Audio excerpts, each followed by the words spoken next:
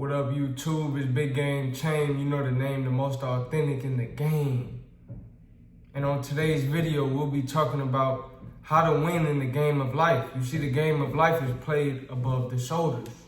And I'll be giving you 3 tips to start winning in this game of life. Number 1, the first thing is identity. Identity is everything. You see, a lot of times in our world, in our society, in our community, a lot of times we prioritize activity. But you gotta remember, you're a human being, not a human doing. So a lot of times we get our identity from our activity when it should be reversed. So your identity establishes your activity. So you have to change your being in order to change your doing. Don't focus on the doing. Don't focus on the activity. Focus on the identity. Because in life, or in any game, right, you have winners and you have losers.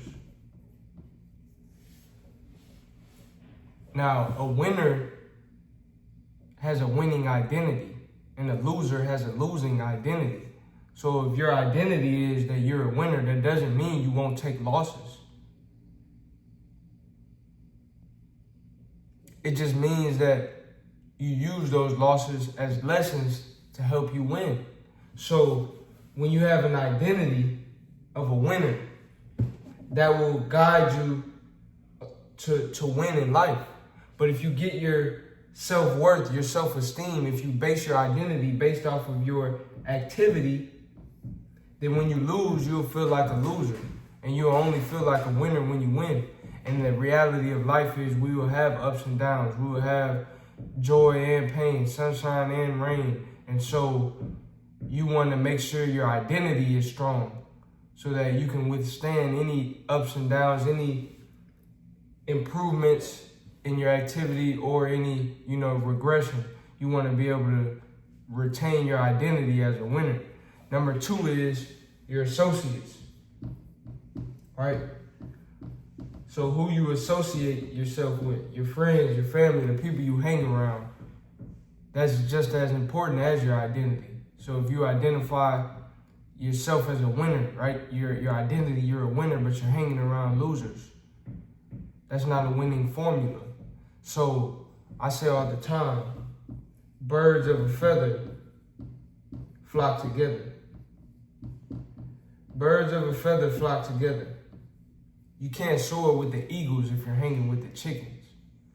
You have to make sure you're surrounding yourself with the right people.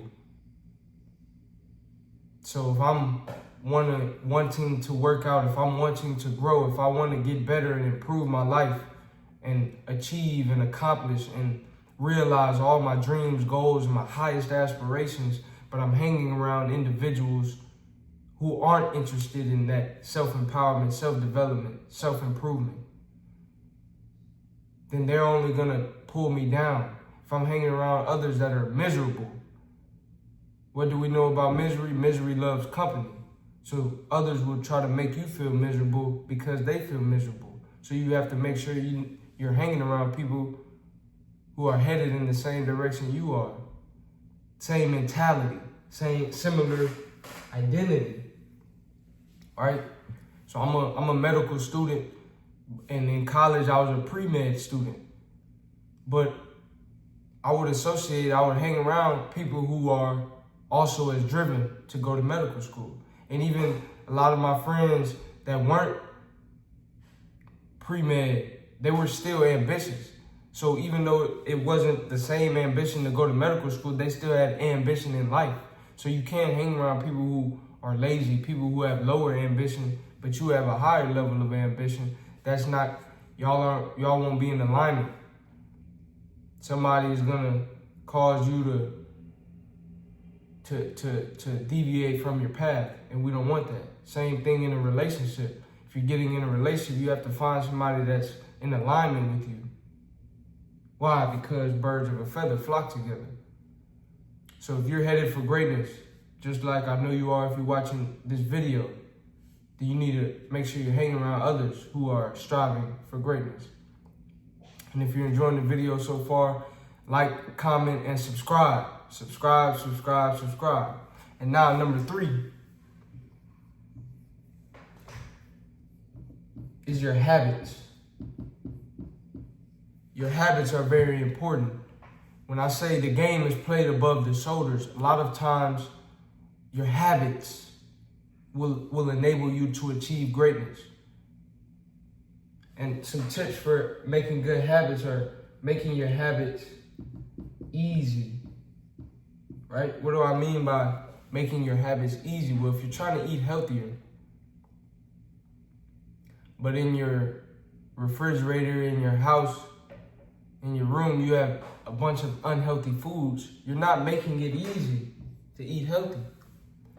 However, if you have apples, if you have orange fruits, veggies, if you have certain foods that are healthy, that are readily accessible to you, it's easier, right? If you want to learn if you want to read more books, if you just keep a book on your counter, right? So when you wake up in the morning, instead of your phone being on the counter, you put your phone in another room and put that book in the counter. First thing you see, and you put the book on the counter, the first thing you see when you wake up is what? The book. First thing you see before you go to bed is what? The book. Put it at a place that is easily and accessible to you, so that way you can get in the habit of reading more, working out more, whatever that is. Put your gym clothes on the counter the night before. Whatever it is, things like that help you build good habits, because you are going to get better at whatever you habitually do. So if you want to be a better public speaker, but if you don't make the habits of getting in the habit of speaking in public, then how will you get better? So those are some tips, those are some keys that can help you win in the game of life. The game is played above the shoulders. What do I mean by that? Is that your mind is everything. Your mindset is everything. And one of the first steps in developing your mindset is establishing your identity. That's your being. You're not a human doing, you're a human being. You have to become.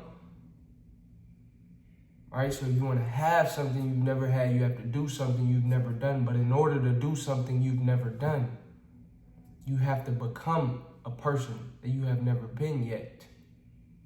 And the way you do that is through your identity. So self-affirmations are a great way to improve your identity, and really just making that shift in your mindset to say, I am whatever it is whoever it is that you want to become and grow into. So after you establish that identity, right? You got your identity, you've identified yourself, I am a winner. That doesn't mean you won't take losses. That just means you use the losses as lessons to help you continue to win. So once you establish the identity as a winner, now step 2 is, who are you associating with? Are you hanging out with others who identify themselves as winners? Because birds of a feather flock together. You can't soar with the eagles if you're hanging with the chickens. And then step 3 is establishing those habits. Right? Establish those habits that align with your identity, that align with winning, that align with growing and improving and developing and being the person that you know you are to be. If you enjoyed this video, like, comment, subscribe. Let me know what you would like to see next, and I will see you on the next video.